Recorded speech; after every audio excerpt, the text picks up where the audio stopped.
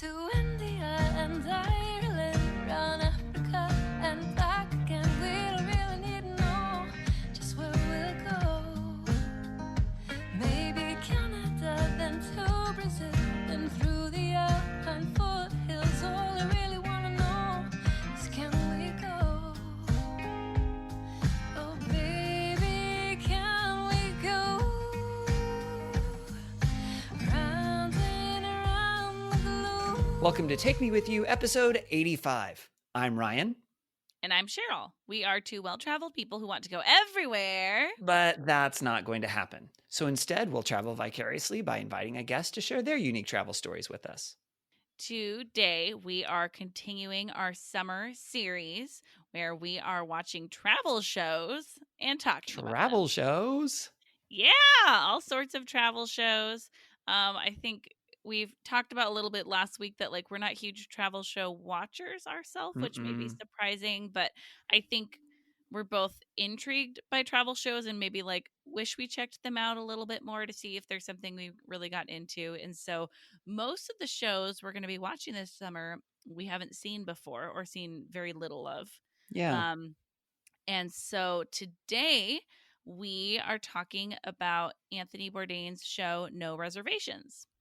Yeah. And I had not watched any of those episodes prior to us prepping for this episode here. Oh, cool. So Had you I've seen watched any it of a it? couple times. Yeah, because Okay. Daryl had seen it and he was like, he just loves Anthony Bourdain a lot. He likes his style and everything. Oh, interesting. And Okay. he was like, you would love this show. So we've watched it from time to time. And I do. Oh, he just the way he talks about food is how some people talk about art. And I love just he gets so excited about the Yep, food. he And I'm does. just Yep. right there with him. And I think I just really, I mean, probably most of us, we appreciate someone when they have a passion that we have. Mm. And when you're like, Yeah. oh, yes, that's how I feel. And a lot of Yep. people don't feel that way. And so, and even I mean, that's something that Daryl and I share is when we cook, we'll talk about the food while we're eating it and then talk about what we do differently and talk about other food. We just have a lot of conversations about food. And so Yep. this is a food show. And it's a food travel show. Mm-hmm. And not yeah. And so I'm just, and also it was so funny watching this through the lens of Ryan watching this. I mean, we didn't watch Oh, that's it so funny together. because I was watching it through the lens of you watching it. And I was thinking, so we each watched 2 episodes. Yep. And Similar to last week, we Yes. each watched an episode of a place that we had been before, and then separately. And then we watched one episode of a place that neither of us had been to, so that we had an episode that we saw together. Yes. And the one that we watched together this week was about Finland. Oh, And it was funny because at the end of the episode, Daryl and I were just yeah, that wasn't a particularly good episode of the show. And so that was funny because then I was like, oh, Ryan's going to say he doesn't like this. Ryan's definitely going to say he doesn't like this. Well, so here's what's interesting. And I don't know if we want to just dive into that one first, but because I remember that's not the only episode I watched. And that's actually the second one that I watched. I watched the one on the Croatian coast because I've also been to Croatia before. So that's the one that I watched first. And I felt like, wow, these 2 episodes have 2 very different feels to them. They're very, very different from each other. And so I thought that was really useful, at least as far as, reviewing a show to get a very different sense of 2 different episodes. Now, what I don't know is, do all the episodes have slightly different feels, or was one of those atypical compared to the standard episodes? Since I only watched 2 episodes, I don't know that. I think that there is a lot of diversity or variety in this show. My sense, without knowing this, is that they're trying to represent the location. And so they're trying to give you an episode that feels like the place. Yeah. And I think that feels very different than a Rick Steves, where you watch a Rick Steves episode and, I mean, you could have it on in the background, and if you're not paying attention to the content, I think you wouldn't know where he is. You know what I mean? Like you would just hear like the Rick Steves voice and be like, and then you can sit and listen to some music. And this is great. You know what I mean? Like it's just there's his Yeah. like sing-songy voice and like the types of things he tends to cover, and like here's a 2-minute summary on the history of blah blah blah. You know, and like Yeah. Very, very he has similar in this cadence. format, and Yes, yeah. yes. Yeah. And this show feels very different, where it feels like Anthony Bourdain is really trying to like immerse himself in the culture, and it feels like it shows in even the style of the Mm. episode. And so Mhm. even like this Finland episode, he was talking about like a manic depressant alcoholic country, or like Uh-huh. all these Yeah. things where it was just like interesting. Like I would love to hear what someone who is from there, do they think that that episode represents their country well? Would they be like, Mm. oh yeah, that feels like us? But I mean, Yeah. it is what I like is like in both of these episodes I watched and the other ones I've seen, he's with a local. And I Mhm. mean, I think he's with a local who just like enjoys their culture there, and it's just Mhm. like, yep, this is Mhm. us, and so I think that he is trying to get that like local off the beaten path food experience where he goes. Yep. Yep. I think So you're tell right. me about your episode. So I watched season 8, episode 3, The Croatian Coast. And I took a whole bunch of notes watching, because this was much more new for me. So my first thing, and I feel like this is even more the case in the Finland episode, but my first thing was, oh, this is a PG-13 type show. Right. So like Yep. Rick Steves is on PBS and Yep. family friendly and what. This is not really family friendly. It's, it feels more kind of quote unquote real, I guess, because you're seeing how he interacts with people. He doesn't really have a filter on language or his expression of things, which can be good or bad depending on Yeah. what you think. He went to, let me see. Well, he started out with a brief history of Croatia, which I found useful because Cool. that part of the world, I think, is an area that people know bits and pieces of history, but don't really know like specifically. They're like, oh yeah, well, like it was Yugoslavia and then there was like a war or something and now it's not. And I think that's about what people know about it. But the history, not just the kind of modern history, but even like thousands of years ago history, influences a lot of what the culture is. And this is from a person obviously who is not a huge history fan. So keep that in mind too, that I think it's useful. So I appreciated that he had some of that. And then he went to 1, 2, 3, 4, 5, 6, 7 different cities in this episode. Whoa. Yeah. Wow. Yes. And so he went to a whole bunch of different places, and I was tracking it on the map on Google Maps as Okay. he would, talk about it. And then I would find where the city was and kind of get an idea. Most of them are on the coast. A few of them are inland. Okay. But most of them are in the northern part of Croatia, which I was a little disappointed only because I've been more in the southern part of Croatia. So it's not bad. It's not wrong. All of Croatia is beautiful. And so it was kind of cool to see other parts of Croatia that I hadn't seen before. And he did move a little bit farther south. Kind of the farthest south he was at was kind of the main city was Zadar. And then the Kornati Islands, which are relatively near Zadar. And that's kind of the northern end of the part of Croatia that I've been to, which is called Dalmatia. So Okay. most of it was kind of farther north than that. So there were some stuff was like, oh, I recognize kind of the landscape and what that looks like, but other stuff looked kind of different. I do appreciate that he was engaging like with the locals and kind of the way he interacts, and kind of, talks about a lot of those different things. At one point, he's talking to a woman who I think she was kind of a cooking, but I think they had, went fishing and got some sardines, I think. And I think it was, I don't think it was him. I think it was the local that he went around the whole country with, he was like a master chef or something. Sorry, I'm not in the cooking world to know exactly what all those things mean, but somehow he was a good chef person, and he's like scraping the scales off, and she's like, no, you're doing it wrong, and it was, so like fun kind of, cultural interactions and really authentic stuff, which I appreciated. I would have called it a cooking show or a food show, not a travel show, though. So like for me, who is not so into food, I was much less interested. Also, it was almost all seafood, which you're on the coast. That's what you're going to run into. It Yeah. totally makes sense. And Yeah. that is a part of the culture, but I also don't like seafood. So not only was it food that I'm less interested in, but it's a type of food that I definitely am not interested in because I don't like it.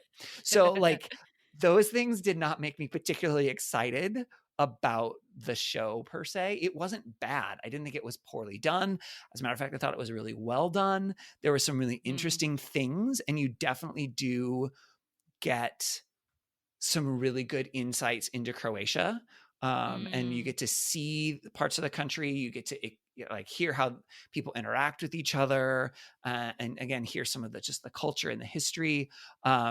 One of the things I really appreciated, he was like floored the whole time. He's like, wow, this is really good. Wow, this is really good. Wow, this is amazing. Wow. Like he was just so enamored with everything. And there were a couple of times where they had different types of tripe. Are you familiar with tripe? Yeah. Mm-hmm. You could tell our guest, though. How would you describe tripe? Well, it's the intestines, right? Not stomach. Or stomach, I think. Is it stomach? It might be stomach. I think I lied to Google it. Basically, not something that most people think is all that good, but they had it in a couple different dishes. He was like, wow, this is really good. If this was the only episode that I ever seen, I would have thought that he just thinks all food is all good all the time, because that was his reaction to everything. And at the end of the episode, I actually wrote down a quote that he says at the very end of the episode, which I really appreciated. He said, if you're lucky enough to have a passport and travel to be able to go anywhere you want, and you haven't been here, meaning Croatia, you're an idiot. And I'm an idiot because I'd never been here before. Oh, that's a great way to say that. Right? So I really appreciated that. But as far as for me personally, as a traveler, it was not a show that I would watch in preparation to go to a country or to decide to go to that country. Okay. Because it wasn't primarily a travel show. It was primarily a food show. And since I don't travel for food, it wasn't like, I didn't think it was bad, but I didn't feel like, wow, I want to watch more episodes. Right. Which is also why, as I was watching it, I was thinking about you. And I was like, oh my gosh, this is totally Cheryl's travel show, because it's all about the food, and she loves the food. And so to see the food and food. Yeah. Well, and it's so funny because as I was sitting there, because I've only watched a couple episodes before. And so I'm sitting there and I turned to Daryl and I was like, before we go somewhere, we need to see if he has an episode on that location. That's so From funny. now on, that's what we're doing. Opposite of me. Because that's so funny. I watched the Cajun Country episode. Oh, and okay. just a couple months ago, I went to New Orleans, and I kind of wish I had watched this episode before I went, because I was just like, oh, like it was so fun to see him enjoy it. I mean, there was also the fun nostalgia for me, of like, oh, I just, we just went there on our honeymoon and, got to enjoy food there together and everything. And we enjoyed some things, like there were a lot of similarities and everything. So that was really great. But I was like, man, I need to be checking out any travel food show before I travel to a location, because it reminded me of like, I can do all the Google searches I want of like, oh, what's the food that I can't miss in this place? But watching somebody, it's the same we were talking about before last week, like watching someone in the location. It's the same with watching someone eat something and experience something, or watching something cooked is just so great, and I think like is so much more for like learning about it. And he talked about how different dishes were developed, all sorts of things. And so I love it. I love it so much. Yeah. Okay, so that's interesting to hear. Now, did he, in that episode, did he eat in restaurants, in homes, street food, combination? Where was he Uh, actually doing the eating? I think it would. Well, so it was a combination of things. He was definitely in restaurants, although, and this is just kind of true of Croatia in general, like restaurants are for the most part family run and family owned. Mm, And so he okay. might be in the restaurant, but then he would talk with, the family that runs it or Okay. the owner or whatever. And they would, like there were certain places, like one of the restaurants that he went to, he was, like it wasn't super busy. No, they were there. When were they there? I think like in the fall or something. So it wasn't super warm. So it wasn't, the high tourist season if there were going to be tourists at that part of Croatia anyway. Um, but there weren't a lot of people around. And it wasn't, it sounded like their restaurant wasn't super popular yet, but and I don't remember. There may have been something that was going to make them popular. It's like, you can't skip that. Like this one restaurant is so good. Everything is so, Oh, and uh-huh. so, it's kind of finding these places. Um, and I'm trying to think, he went out on a boat where they actually, where they have a tuna farm where they farm Oh. tuna. And then Mm-hmm. they went and they caught one and then they killed it right there on the ship. And by the way, tuna are huge. You probably know Yeah. this, but like they're huge fish. And then they cut it up right there, and they had some fresh, like not even cooked, but just like the raw fresh tuna. You Oh, know, they had it like fresh, fresh. yep, yep, literally right Oh. out of the water, This is why I want a travel show. Is so so that you like, can do that. yeah. Yeah, because like he gets the coolest hookups where I'm like, I just want to be there. Like, can I try those things too? Oh Yep, man. So yep. something I asked you last week Hmm. was, I think I asked you this. If I didn't, we should go back in time. Um, did this episode and his, what he represented match your experience in this location? Yeah, so that's hard to say because he didn't go to any of the places that I've actually been. Okay. Right. So there were definitely things that looked familiar, parts of the landscape. I was like, oh, yeah, that looks like the part of Croatia that I've been to. And there were other parts that didn't. Um, and I don't travel for food. Mm, So since it was all about the food, that's not really what my experience is. Now, that doesn't mean that I don't eat while I'm there. I definitely have. Um, but the types of food that he had, none of the foods were things that I've ever had in Croatia either. So mm, whether that means that, I'm just not eating as traditional, or the part of Croatia that I was in just has maybe a slightly different set of foods that they tend to do. mm-hmm. It could be a combination of things, but like none of the stuff was like, oh, I remember having that was really good or whatever. Like even on the Rick Steves episode that we talked about last week for Slovenia, and he doesn't do a lot with food, but he did talk about, one of the signature desserts there, kremschnita, that I have definitely had before. So even that, like there was a little bit that I recognized, whereas it definitely was less familiar to me. Mm, But I don't know how much of that is just because of where I was and versus where he was. yeah. So Okay. Well, and I think he is trying to find things that are accurate to the region, but maybe also more off the beaten path a little yeah, bit. So like yeah, not what the main tourists are going to try if the main tourists are trying local food. So yeah. That's interesting. yeah, yeah. And what about Okay. you? You've talked a little bit already that you went Yes. you went to New Orleans. You said it's called Cajun cuisine, Cajun Country. Cajun country. And it's season 7, episode 16. So you can watch seasons 7 and 8 on Hulu as of when we're recording this, at least. End of April So 2020. yeah, yeah. So one thing I wrote down a couple quotes from him during this episode, and one I think was maybe just his standard intro. I'm not sure. He said, "I write, I travel, I eat, and I'm hungry for more." I was Yep. like, "Oh, Yep. I think that's a that's his nice little standard description." intro. Yeah, because I heard that on the two I watched. So yeah, what I like is I would also describe this as a food show first and a travel show second. Mm-hmm. But he does some travel things. So he doesn't just say like, here's the food in this area and here he doesn't just stay in restaurants and kitchens. He does do a little bit, like you're saying, of the history or of the culture or things like that. So in New Orleans, he started in New Orleans itself, and then he went out to like the country a little bit. The Um, Bayou. yeah. And so he talked about jazz in the area. He talked with Wendell Pierce, who's an actor, I believe, Okay. who's interested in like preservation there. They talked about the origin of Cajun foods. Um Here's a quote about food or cooking that I liked. He said, "Anyone who makes anything worth eating has a great respect for their elders." And so he was talking about like respecting what's come before you. And so like cuz they were having this like street food that this woman was just like cooking in a pot in the back of a truck, like a pickup truck.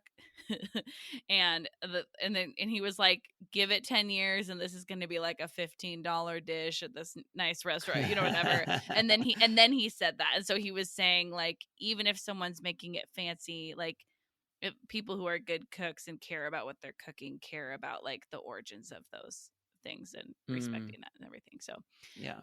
they talked about the civil rights movement origin there. There were lots of shots of the city, so that was cool. And then he asked someone he was talking to.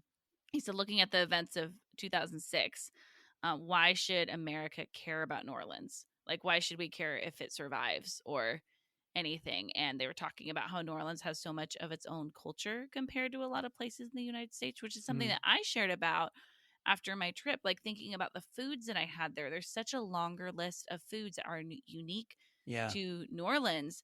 And you can't say that about a lot of US cities, like just Mm-hmm. that length of a list. And it's such an interesting history that really does impact the food there. And so it was fun that he talked about that. Like he talked about it's this combination of French and Spanish and African, and that like it's slow cooked things because people were working really long hours like out in the field, and so they needed to be able to like have something just kind of on the stove cooking that they could come back to. And Mm. it's blackened things because like you can leave it in the pot longer, you know. And like he talked about the cooking, Cajun cooking, and how there's a lot of things that are like done wrong, like in quotes, you know, like you're not Hmm. supposed to blacken it like that, or you're not, you know what I mean, like the amount of like things that they do and how that adds to the uniqueness of the cooking. So that was really cool. And then I think also I like that he does a history lesson, but he does a shorter history lesson than Rick Steves, I would Mm-hmm. say. Yeah. It's it's a very good like he's just such a good writer, and like it's a good like tiny synopsis of the history of a place where you're like it feels like just a really good like intro sentence or two to a book or something where you're like, oh, I get it, I get what this is about by this tiny intro he did. So I appreciate how he like sets up the history of a location. um and then he went out like to Cajun country, like 2 hours outside of New Orleans. He just called it Cajun country, Okay. but just like, and to some like cookout that was going on, some gathering. And he talked about Cajun seasoning there. He talked about the difference between Cajun and Creole cooking. So that was interesting. But then, Hmm. and then he was seeing all these different people cooking, and he said, no one seems to cook professionally here, but everyone seems to be good at cooking and have a specialty. And they were like, yeah. And so like everyone just started like chipping in and cooking together. This guy like found a turtle that was some like roadkill and like cooked it, and they all like worked on cooking the turtle. So Hmm. um yeah, Daryl and I were making notes like crazy during this as they're like adding seasoning to things and like this amazing looking corn dish and stuff. And then the final thing is they invited him to come the next morning, and they were going to slaughter a pig. And he was like, okay. And so they actually had him shoot it. Um, and Hmm. then they like, everyone was on it and like processed all the parts of the pig. So he went through and talked about the different processing, like the sausage and like this cool like Hmm. roux that was made out of this piece and all these different things.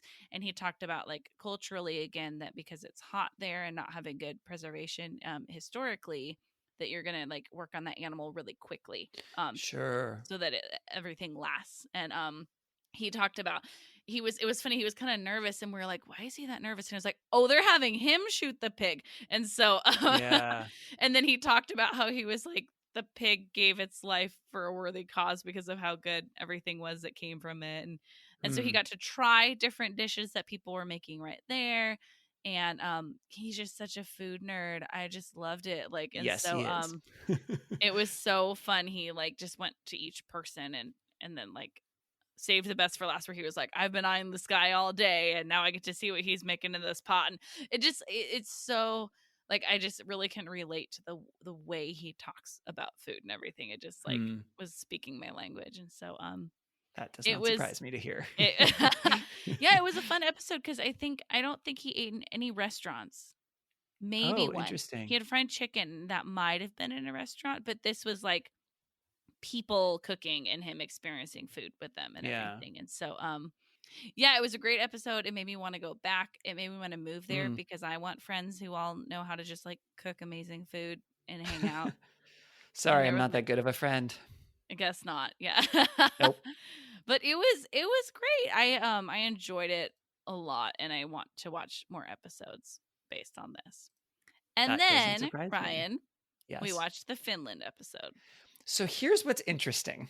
Well, there are many things interesting about this Finland episode. Uh-huh. First of all, we just more or less randomly picked it. We were looking at the episodes that were available, the places we hadn't been. And I think you just said, which one are you the most interested in finding more about? And I said Finland. And then we just Yeah. did Finland. And that's how much we looked into this. I think maybe my strategy with the Rick Steves was a little better when I looked at like what are the highly rated episodes and which one of these highly rated ones do we want to watch. Although maybe this is a highly rated episode. I don't know. I don't know either. But I will say I actually am mostly glad that we ended up watching this episode. I think because kind of like I mentioned earlier, it provided a really good contrast, I think, for me. So this Mhm. is season 8, episode 6 on Finland. And this episode felt more like a travel show for me than the other one that I Yes. watched. And so I Yeah. actually appreciated that a little bit more. I felt like, yes, there was still food, but it was less about the food and more about the culture than it was about the food. Yes. Yeah. And he And did so 3 experiences that were not food related at all. And so that was interesting because you know, like with some other yes. things, it's like kind of food and kind of an experience, you know, but Yep. this was just like Yep. he did some things that were like, this isn't even about food. Yep. Well, and I think we should say, I mentioned before that his show is like PG-13, and this one had like a disclaimer at the beginning that said, I don't remember, like, may not be suitable or whatever. And I was like, and I felt like, I think I saw that before the previous one, but it was a different like beginning thing. And it was like in a, well, actually now I know exactly where it was, but it was like, it looked like it was, like in a shower or something. And there was like blood that was like being washed away. And I was like, oh, that's weird. Okay. Maybe they just whatever. And I didn't realize that, oh no, that was specific to this episode because there were times where I had to look away from the screen because I was like, no, I cannot watch that. Yep. Now, I don't know how you did with that. Well, it was funny because you texted me and you were like, hey, heads up, there's some bloody stuff that you're not going to be too happy about. And then first I watched the Cajun Country episode and there's some bloody stuff in that when they kill the pig. They start with like getting all the blood out of the pig. And the opener of that episode is like everyone's saying the Lord's Prayer and then you see like a hand holding a gun. And so I was like, maybe that was their heads up of like, hey, we're going to kill an animal and show you in this episode. Like, I don't know if that was like their little visual disclaimer. And then watching this one, I was like, well, I don't know. I mean, I saw an animal killed and saw some blood in the last episode and I don't like watching it, but I was like, it's fine, whatever, Yeah. And so I was like, maybe it's like that because Ryan said there's something about blood. And this is like, no, this is human blood. Yep. So maybe we need to, so here, I will, let's give a little bit of context because this is early on in the episode. This is like one of the first things that happens. So he shows up, he meets, I don't remember who the local is. And the local says that Finland, they're in Helsinki, by the way, the capital. They're in Helsinki. It says that it has the highest suicide rate in the world, which was like, really? And I looked it up. It does not. It is high, but it's not the highest in the world. So just for the record. Okay. And a big thing in Finland are saunas. So he goes to a sauna and goes into this, local sauna place where they, have coals and they pour water on it. And somehow they're like also cooking sausage there or something, which I thought was weird. And I don't think they ever actually eat it. I'm not sure. That was just That was weird to me. funny. Yeah. And like the whole sauna thing, I don't know that I get it in a place like Finland where it's really, really cold. I can understand really enjoying having a place where it's really, really warm. I don't particularly like humid personally. Mm. That tends to feel oppressive to me, but maybe I would feel differently if I was, in Finland all the time where it can be really, really cold. But it didn't look like the facility just looked kind of sketchy to me. I don't I know if it think did to what was you. fun about that to me is that typically the type of travel show that I'm used to, they would find like the most 5-star sauna Yeah. place. And they'd be Yeah. like, here's a luxurious sauna where you can just, and this is like Mhm.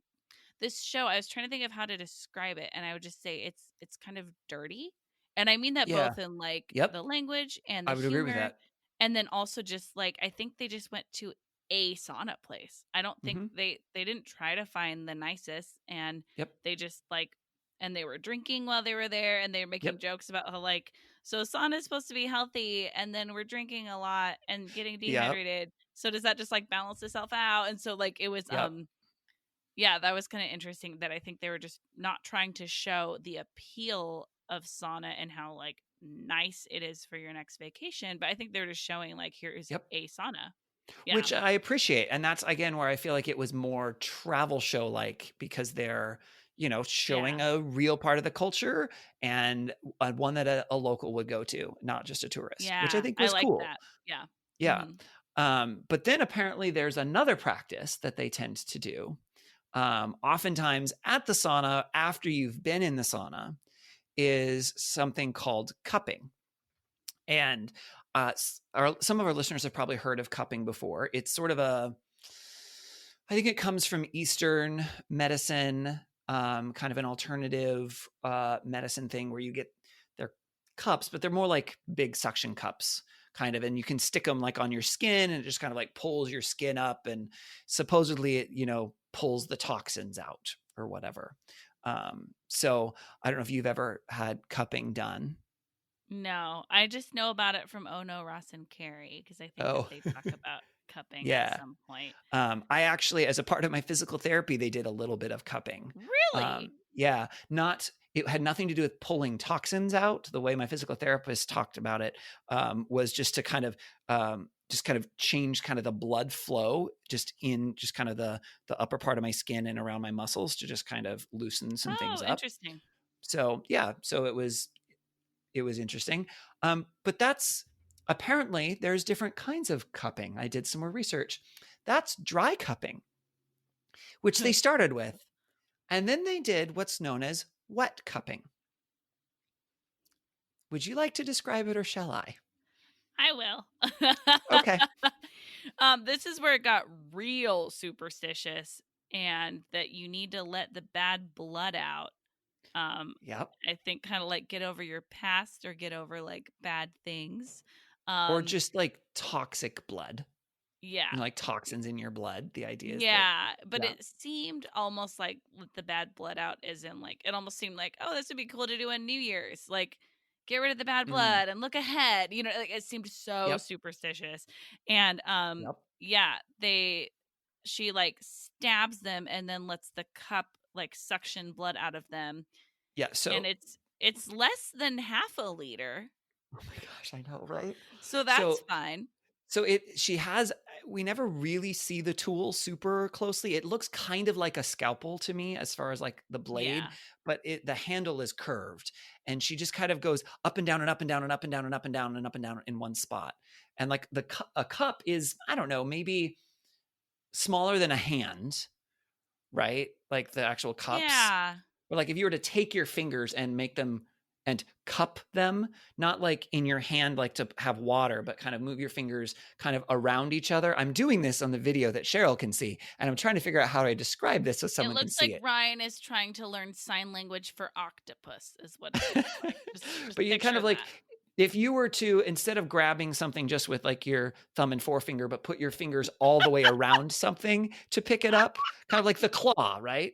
And it goes down and grabs from all sides. You do that. That's about the size. This is terrible. That's I about the don't know size of a why cup. it matters, so it's It really doesn't. funny that you It keep really going.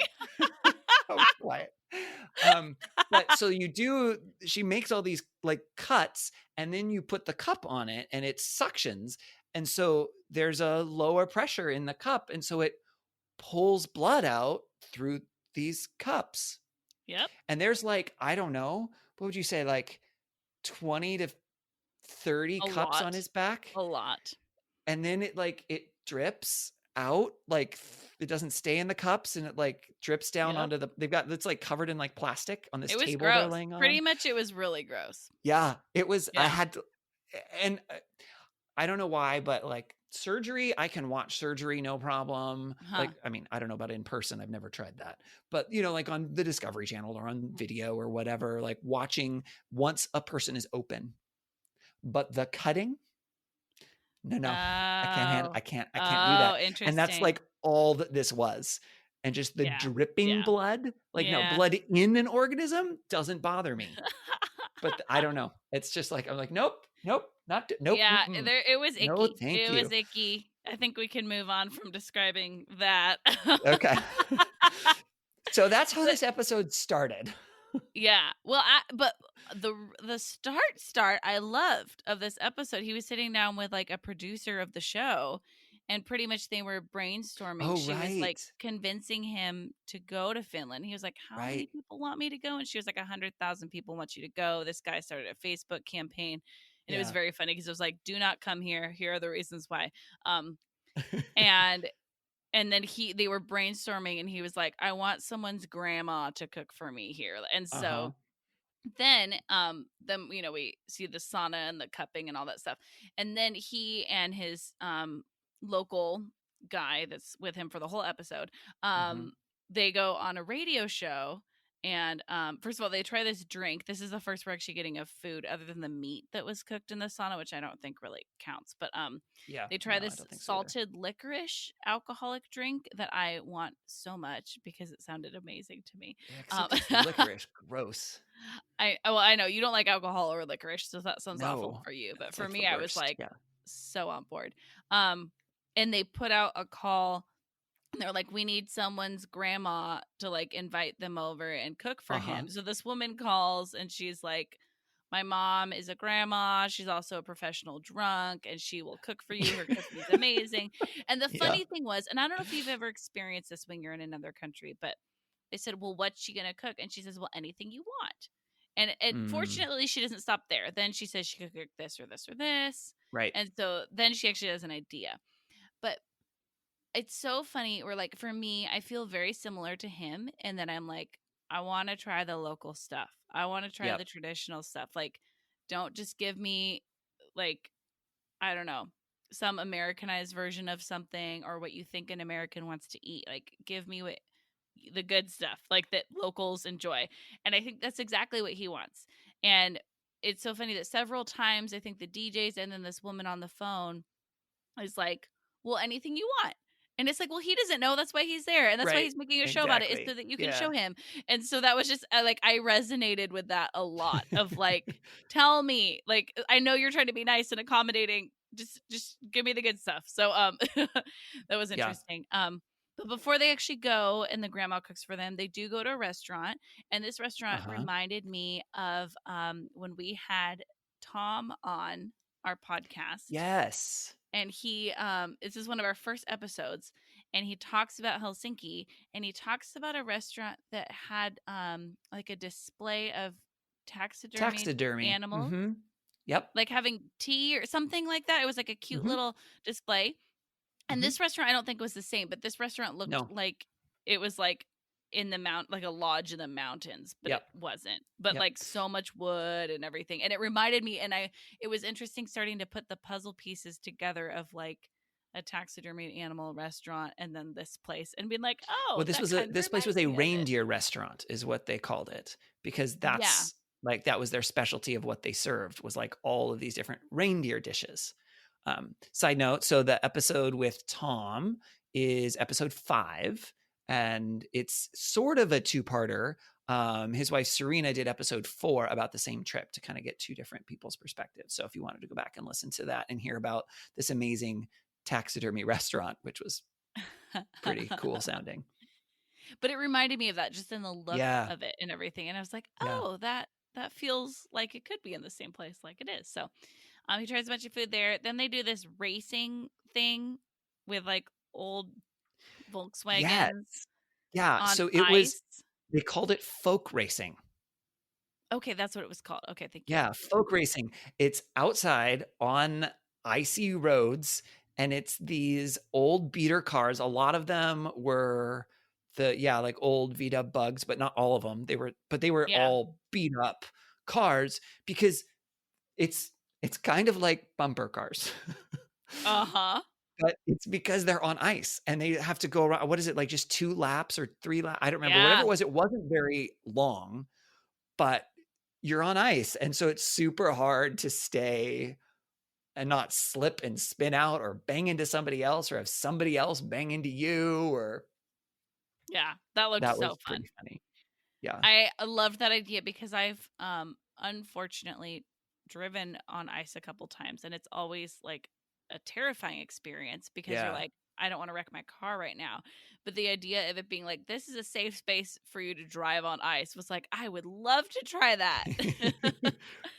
Yeah, that looked really So that's fun. another example of, something that really had nothing to do with food, but was Yeah. this cool, unique cultural experience. I mean, it wasn't a bunch of tourists that were doing that, right? That's a thing that It was the locals local do. guys. Yeah. And so Yeah. that was fun that it was like, I think it's because he got an insider tip and everything that he was Yep. able to do that. Not because like tourists traditionally love to go. Is like, no, that's not what that was. So that was really fun. That was cool. And then he gets to go try the grandma's cooking and they're there for a while. Yes. That was so fun.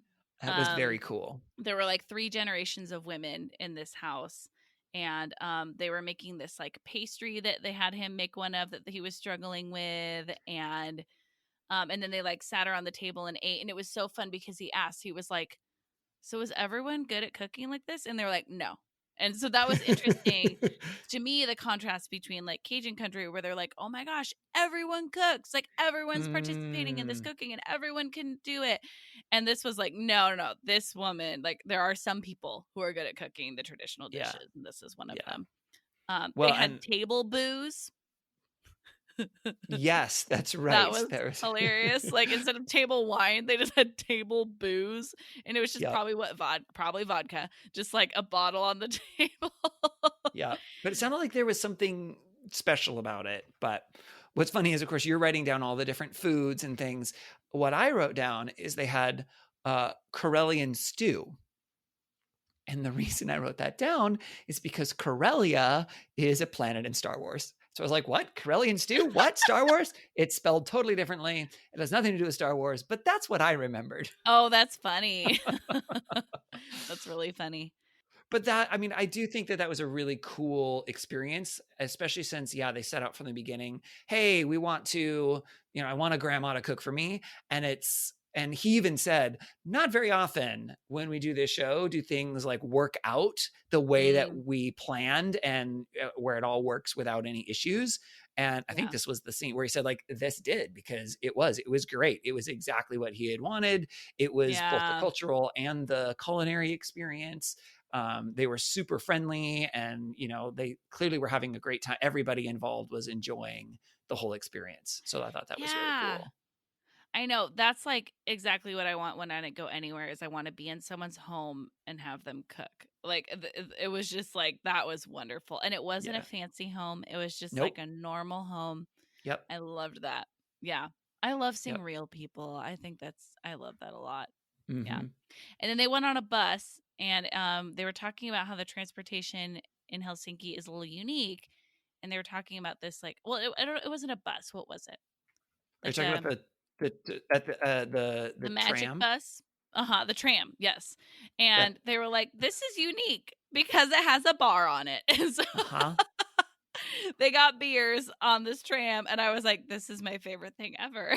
It was so funny. Oh my goodness. So that was really cute. That one was One cool. one thing I liked is he said, "How many bar fights have you had?" And he said none. And I was like, "Wow. Okay." Like I love all these different forms of alcohol just as like I'm such an appreciator of taste, and like there are Yeah. so many drinks I love, and like I'm not into crazy drinking and partying and all that stuff, but like I really appreciate a lot of drinks. And so I love whenever I see a drinking situation where you're like, these aren't the negative aspects of getting drunk. This is Yeah. just like, they're Yeah. like the fact that they said there had never been a bar fight. I was like, that's awesome. I love that so much. So that was kind Yeah. of fun. Now, before that, they did one other thing that I thought was kind of cool. They went to this other small restaurant that was run by gypsies. Now, they even talked at the Oh very yes. beginning, and they gave several different names for this sort of kind of ethnic group. And it's something that I don't think, unless you've been to some of those places in Europe and interacted with people, or have done some study, I don't think we have I don't think we quite have an understanding of what that means. The whole idea of kind of that semi-nomadic kind of gypsy, Yeah. but sometimes it can be a negative term. So they were trying to kind of Mhm. talk around different things, but then that's the term that they ended up landing on and using. So that's the term that I'm using. I'm hoping it's not super offensive, and I apologize if it is.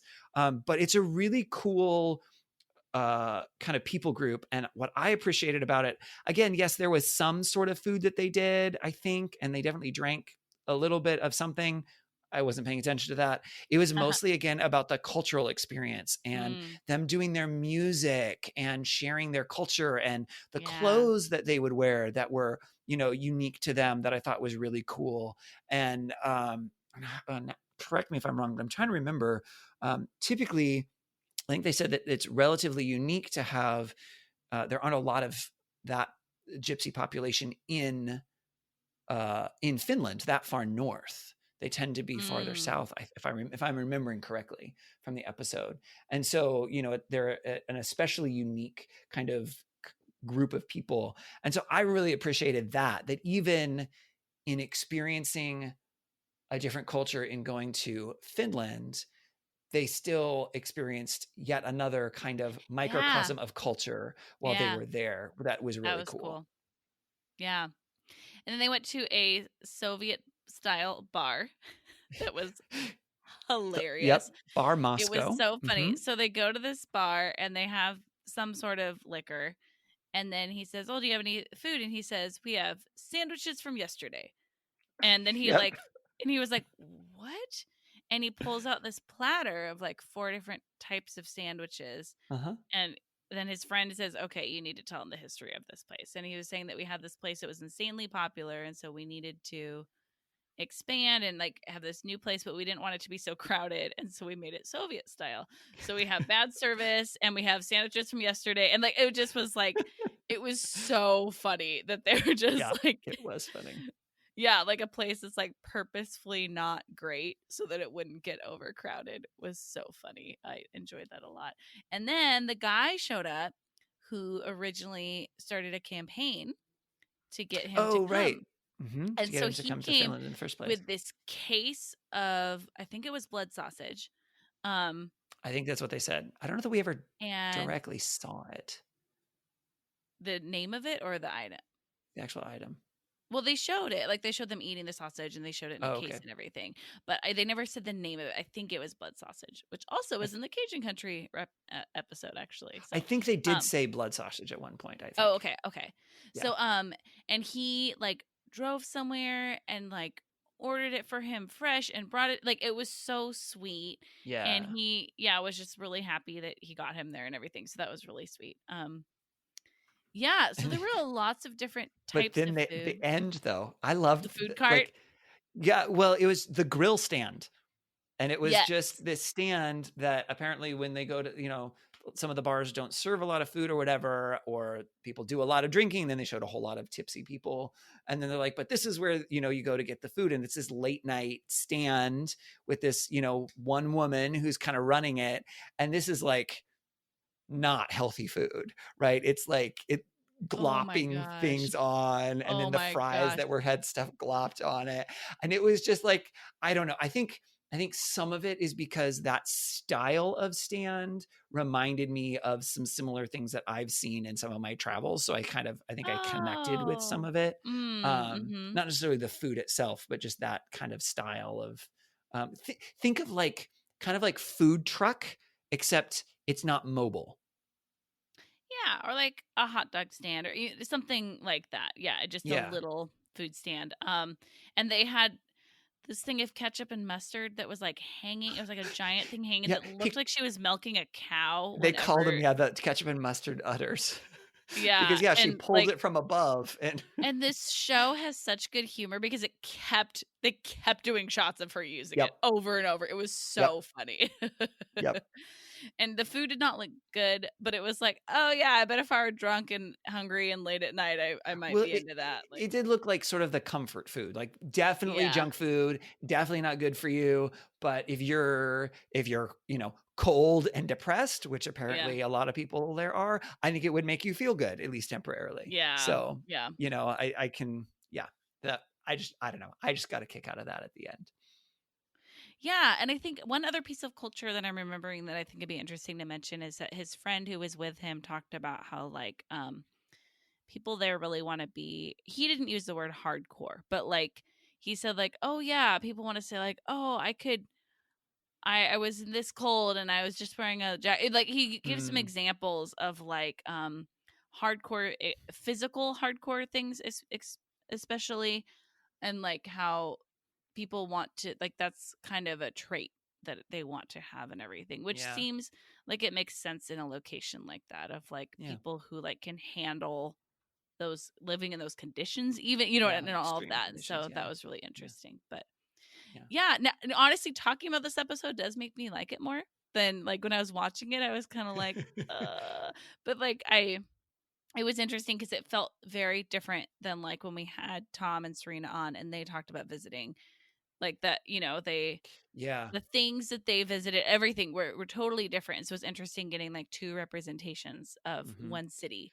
Well, he went in the wintertime Oh yeah, because because he he was said like, that yeah, on purpose. I'll Like, go in the I winter. gotta Like, go in let's the just winter. I do gotta it. go in the Yeah. winter. So it's dark almost the whole time that we see the Yeah. show, Yeah. which makes sense because it's far enough north that in the winter they don't have but a few hours of daylight. So I think that, because, and this may sound silly, but when you mentioned, Tom and Serena's, I picture very, very bright and light.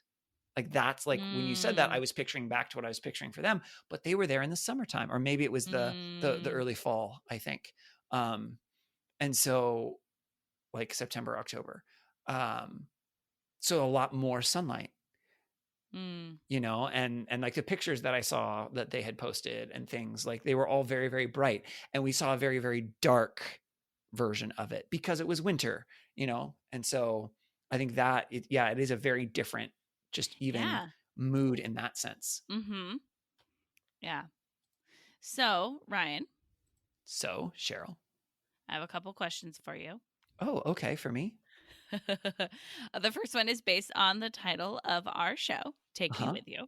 Uh-huh. If you could take yourself to just one thing from this, should we do this Finland episode? Let's do Yeah. that. One thing Yeah. from this episode, what would it be and why? It would probably, I probably would want to go to the home with the grandmother who made the food.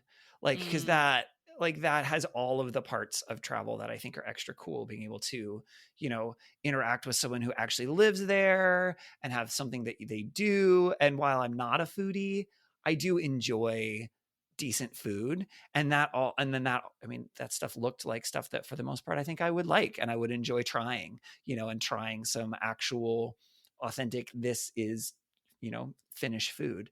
So I think that would probably be what I would do. What about you, Cheryl? I'm the same. Yeah. Yeah, I love actually getting time to like interact with someone who lives in a Yeah. culture that I'm visiting, like Yeah. just a local person there, and just getting a chance to talk with them and see their home and see how they cook. And I love home cooked food all of the time. And oh man, trying it in a different country is so fun. Yeah, I was very hungry by the end of this episode. So yeah. So did this episode make you want to go to Helsinki more than before watching it? I don't think so.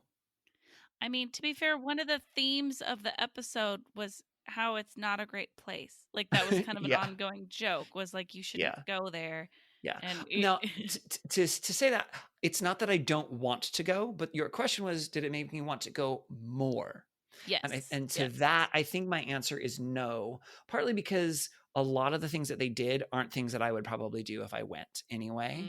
Yes, Yeah. I would love to go do the grandmother thing, but I'm not going to get to go on a radio show and do an all call for find me a grandmother that'll let me go Yeah. into their home and cook me food. So like, and a lot of the things were cool and interesting, but I don't know how many of them are the things that I would actually want to do if I were the one traveling there, if Mm-hmm. that makes sense. So I don't think it made me want to go there more. What about you? I want to go there less because of this Oh, episode. really? Yeah. Yeah. It just like there were a lot of interesting aspects of it, and like I certainly want to try the food. But seeing this representation of that, I was like, oh, I don't really want to be there. And so that was Yeah. I yeah. think I think now you need to go back and listen to episodes 4 and 5 again to I hear know. Tom and I Serena know. talk about I it. do. And then you should go in the summer when they have light for like 20 hours a day. Holy moly. Yeah. Yeah.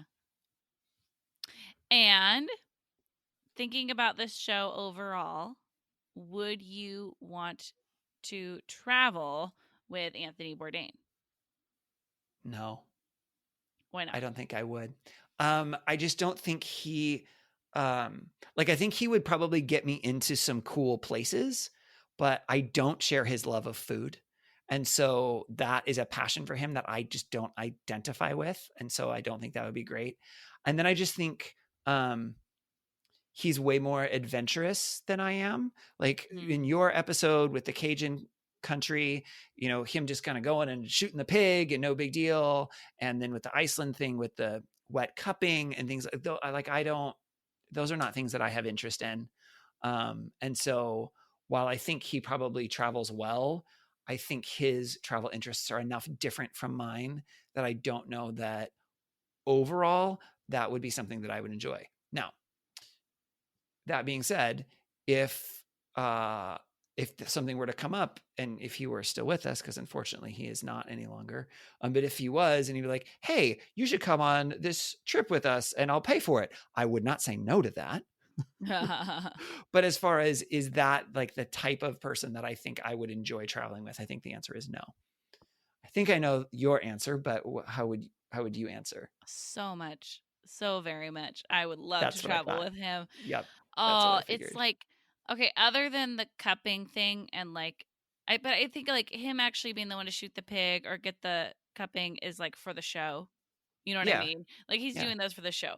But like everything else, it was just like, yeah, I want to be there for that. Like and like the fact that he doesn't just want to try the main thing that he wants, that's like those are like some of the desires that I have. And like I would love to have a meal with him because just like talking about food would be so Mm-hmm. fun. Like we Mm-hmm. could have a great conversation about it. And so, yeah. And just like, I like his sense of humor. I think he's so funny and just like, he makes some like jokes that are like the right amount of off color that I can appreciate them and everything. And so, yeah, I just like, I was cracking up too. And so, yeah, I would absolutely love to travel with him. Yeah. Yep. That's kind of what I figured. So yeah, I think I'm glad that we watched the show because I think that especially because you and I, because oftentimes I think on this show we're very similar when it comes to travel. Yes. Yeah. But this has really highlighted, I think, some of our differences. Yeah. Yeah. Right? So that's kind of cool. Yeah, and Yeah. it'll be interesting. Also, I think you and I were just both like, Rick Steves, love him. Great, good, good, good, good, good, good.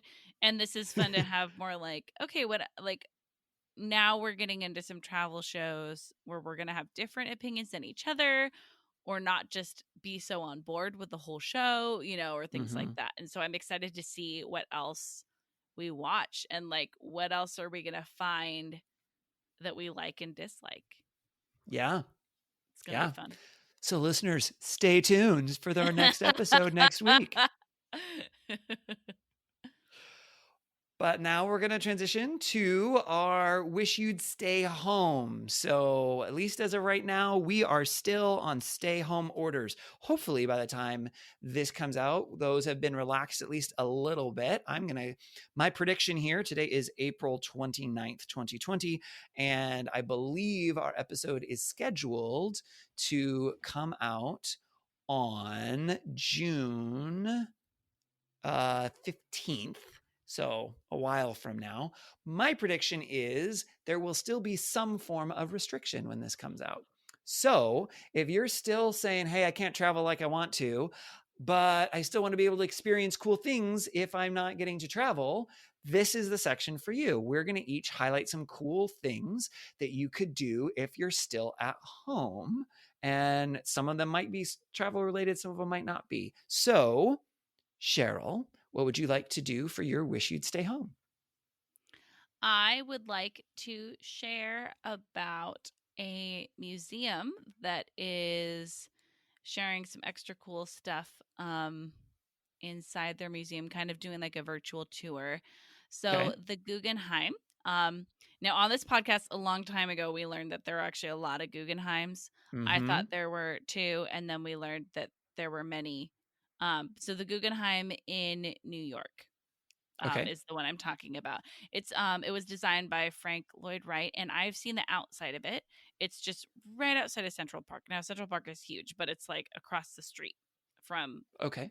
obviously a piece of Central Park.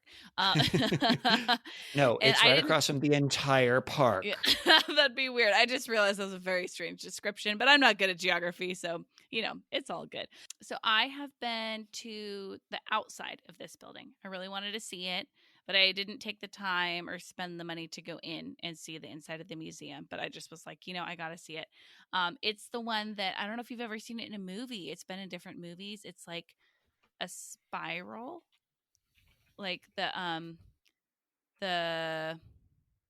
it's this big circle, and I think a lot of the exhibits at it are designed where you start at the top and then go down, and it's this like continuous ramp that spirals around, Okay. and so it's Oh, it's unique. okay. Interesting. I'm looking on the website. It reminds me a little bit of the SeaTac Airport parking garage where you can go. It has those spiral things to go up and down the different floors, except it's significantly bigger Yeah. than that. Yeah, so it's a really cool building. It's really unique, but I've seen it in films and everything. So still haven't gone in, but they have a lot of photos of the inside that they're sharing right now and of exhibits there, and they have a link to hearing different things about it on their website. So like they have 99% Invisible did an episode about the museum's architecture. You can hear one of their staff on that, and different things about the building history. And then they have also a link to Google Arts and Culture, where they have like a virtual tour, and you Hmm. can see all these different like parts of the museum and levels. The really funny thing is, like I was sharing, that like in that main spiral ramp, whatever, I don't know the right words to describe it, but that main center area, it it looks the same on every level, so it's hilarious looking at that and then clicking between the levels, because it is like, did I not actually go down a level, or what did I do exactly? So Mm. yeah, there's all sorts of things to like get to experience the museum right now, um that are pretty fun. And so if you're missing going out and having new cultural experiences, I would recommend checking it out and getting to see a bit of the inside of the Guggenheim. Cool. How about you, Ryan? Well, I just finished watching a documentary that I found incredibly fascinating that I would recommend. It's called McMillions. It's done Okay, I've by heard HBO. of it. And Okay. I watched it on Amazon Prime. So obviously things come on and off different services from time to time. So who knows what it'll be when you're listening to this episode. It's kind of more like a mini series, I guess, because each episode I want to say is almost 90 minutes long and there's 8 episodes. And it's all about the McDonald's Monopoly game that they've done for years and years and years and years, and a fraud conspiracy scam that happened with it that I don't remember at all. And it was going on like in the late 90s. Well, it was going on, I think it started in like the 80s, but then it went like through the 90s and then kind of was exposed in the early 2000s. And so it's incredibly fascinating. And when I was, flipping through, looking at it, and started, and I was like, meh, okay, this is one of those, oh, these people did these crazy things, but I'm sure they're going to sensationalize it. And I mean, they interviewed lots of different people, including the FBI agents who worked on it and the federal prosecutor who worked on the case. And so it was like, oh, no, this is not just we're trying to trump up a conspiracy. They have actual people involved who had, insider knowledge of all of this stuff. It's very, very interesting. Yeah, it's and they develop these they're not characters, they're real people, but they develop them over time, but show you different aspects of them and different angles, which I think is really interesting as well. And so I thought it was really well done. I found it incredibly fascinating and also just mind blowing that this was all going on and I missed it all. Although at the end, I think I figured out why I missed it all at the time. They kind of talk about that a little bit in one of the final episodes, but That sounds yeah. really interesting. I heard about it a little bit on a podcast called Scam Goddess, where Okay, that sounds right. it's hilarious, and she talks about different like cons and scams and Yeah. all sorts of things like that. And she talked about it, and I was like, how have I never heard about this? So yeah, that sounds Exactly. really interesting. I bet I would enjoy that.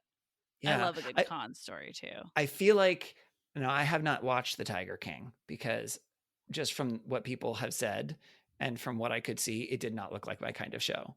But I feel like it may be that type of thing, but not insanely ridiculous. Oh, okay. But that level of like what's going on and it's complex and there's conspiracy and that thing, it's just more down to earth and less people who are over the top. Cool. But I haven't seen the Tiger King, so I don't know for sure. Nice. I'll have to check it out. Great recommendation. Yeah, thanks. I think that's all we got for this week, Cheryl. We would love it for all of you all to follow us on social media. We are at TimWee Podcast. That's TMWY for Take Me With You Podcast.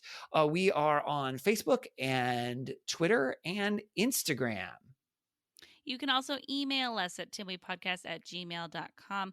Send us suggestions of guests we should have on, topics we should cover, shows we should watch, whatever you want to tell us. And you can call us and leave us a voicemail. Our number is 406-763-8699 or 406-POD-TIMWE. Please, we would love it if you would rate and review the show. Please share about this episode on social media so other people can hear about these other cool travel shows and make up some of their minds on their own. And then also we'd love it if you would subscribe to the episode to make sure that you don't miss any of our new episodes when they come out, especially in the summer. If people are doing any sort of traveling at all, you don't want to miss an episode because you were out of town. As always, thank you to Beth Reed Miller for the use of her awesome artwork. You can check out more of Beth's artwork at Beth Is Something. And thank you to Erica Corbin for the use of her song Round the Globe. You can listen to Erica's music wherever music is sold or streamed. That's it for this week. We don't have anything else. So until next week, remember to take me with you. Take me with you. Can we get a sailboat chasing down the sunset as we float round and round the globe. Salty air and balmy nights, guided only by the lights above.